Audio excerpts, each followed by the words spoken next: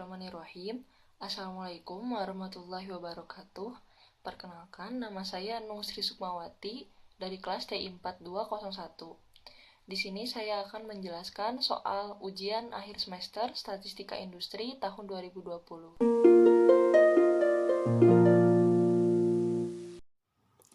Jadi, di sini saya akan menjelaskan soal nomor pertama, yaitu tentang one way ANOVA. Sebelumnya, saya akan membacakan soalnya terlebih dahulu. Sampel acak perusahaan yang bergerak dalam utilitas listrik, jasa keuangan, dan pengolahan makanan memberikan informasi berikut mengenai keuntungan tahunan per karyawan dalam ribuan dolar, seperti yang disajikan pada tabel 1 di bawah ini. Haruskah kita menolak atau tidak menolak klaim bahwa tidak ada perbedaan yang nyata dalam populasi untuk keuntungan tahunan per karyawan di masing-masing dari ketiga jenis perusahaan? Gunakan tingkat signifikansi 5% dengan asumsi bahwa keuntungan tahunan per karyawan akan berdistribusi normal dengan varians yang homogen. Jadi di sini sudah diketahui bahwa terdapat 3 jenis perusahaan yang berbeda-beda. Nah, perusahaan pertama itu utilitas listrik, perusahaan kedua yaitu jasa keuangan, dan perusahaan ketiga adalah pengolahan makanan. Di sini sebelum kita menemukan solusi untuk memecahkan masalahnya, kita harus terlebih dahulu mengetahui total keuntungan dari masing-masing perusahaannya. Nah, dari perusahaan pertama itu ada 191,5. Dari perusahaan kedua yaitu 191,3, dan yang terakhir terdapat 135,4 dengan total semuanya adalah 518,2. Lalu rataan dari perusahaan pertama yaitu 38,3, lalu yang kedua sama 38,3, dan yang ketiga 27,1 dengan total rataan 34,5. Nah, di sini saya menggunakan pembulatan satu angka di belakang koma, begitu pula seterusnya. Nah, setelah kita tahu total dan rataan dari ketiga jenis perusahaan ini, maka kita bisa memulai langkah-langkah memecahkan masalah dari soal ini. Pertama, kita harus menentukan hak nolnya dulu, di mana di sini itu mu1 sama dengan mu2 sama dengan mu3 karena ada 3 perusahaan. Nah, H0 ini juga bisa disebut dengan rataan keuntungan tahunan per karyawan di masing-masing dari ketiga perusahaan tersebut itu sama. Terus yang kedua, itu ada H1. Paling sedikit ada 2 rataan keuntungan tahunan per karyawan di masing-masing dari ketiga perusahaan tersebut tidak sama atau berbeda. Atau bisa disebut juga dengan mu1 tidak sama dengan mu2, tidak sama dengan mu3.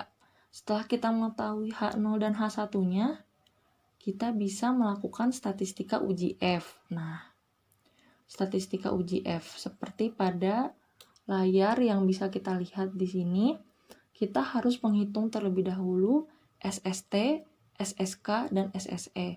Perlu diperhatikan bahwa rumus untuk ketiga hal ini itu ada 2 jenis. Ada yang untuk ukuran sampel yang sama dan ukuran sampel yang berbeda. Karena di sini ataupun di soalnya itu memiliki varians yang homogen, berarti kita menggunakan rumus yang ukuran sampelnya sama. Nah, bisa dilihat di layar. Kalau untuk rumus SST ini itu seperti ini. Dengan hasil SST dari kasus ini yaitu 1925,6. Lalu SSK-nya itu hasilnya 418,1, dan hasil dari SSE-nya yang merupakan pengurangan dari SST dengan SSK yaitu hasilnya 1507,4. Setelah kita melakukan statistika uji F, apa yang harus kita lakukan? Tentu belum selesai. Nah, di sini kita bisa merangkumnya seperti tabel di bawah ini. Nah, tabel di bawah ini itu bertujuan untuk memudahkan kita dalam menentukan daerah kritis nantinya pada tahapan keempat. Tetapi sebelum itu kita harus mengetahui nilai MSK, MSE, dan F-hitung. Nah, nilai MSK itu rumusnya SSK dibagi K-1. Seperti yang sudah kita ketahui sebelumnya, bahwa nilai SSK-nya itu adalah 418,1. Nah, dibagi dengan K-1, di mana nilai K-nya itu adalah 3. 3 dikurangi 1, maka hasil dari MSK adalah 209,1. Begitu juga dengan MSE. MSE itu memiliki rumus SSE dibagi dengan K dikali dengan N dikurangi 1. Seperti yang sudah kita ketahui juga bahwa nilai SSE itu 1507,4.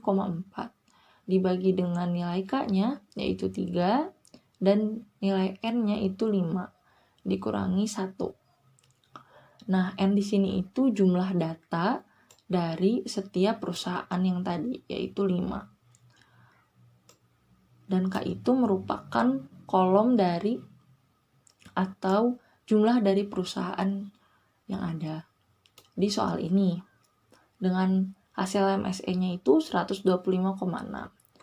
Nah, setelah kita mengetahui nilai MSK dan MSE, barulah kita bisa mengetahui nilai F-nya, atau bisa disebut dengan F-hitung. Nah, F-hitung ini memiliki rumus MSK dibagi dengan MSE, yaitu hasilnya adalah 1,7. Setelah kita mengetahui hasil dari F-hitung kasus ini, kita bisa lanjut ke tahapan selanjutnya, yaitu pada tingkat signifikansi atau taraf nyata pada soal ini diberikan alfa sama dengan 0,05 atau 5%, dengan V1-nya sama dengan 2 dan V2-nya sama dengan 12. Dengan daerah kritis, yaitu F tabel yang sudah kita hitung adalah, jadi daerah kritisnya itu dari F tabel. F tabel yang itu bisa dilihat dari sini.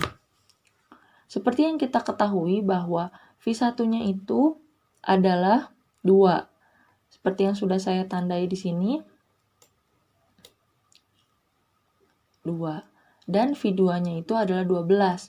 Maka tinggal dicocokkan manakah nilai yang tepat dengan kedua variabel ini. Nah, hasilnya dari F tabelnya adalah 3,89. Setelah kita mengetahui F hitung dan F tabel, maka kita bisa mengambil kesimpulan untuk menyelesaikan kasus di nomor 1 ini, yaitu keputusannya menerima H0 untuk kasus ini, karena F hitungnya lebih kecil daripada F tabelnya. Maksudnya adalah nilai F hitungnya lebih kecil daripada nilai F tabelnya, yaitu 1,7 lebih kecil dari 3,89. Sehingga rataan keuntungan tahunan per karyawan di masing-masing perusahaan tersebut sama atau tidak ada perbedaan yang nyata. Mungkin sekian dari saya. Mohon maaf apabila ada kekurangan. Terima kasih banyak. Wassalamualaikum warahmatullahi wabarakatuh.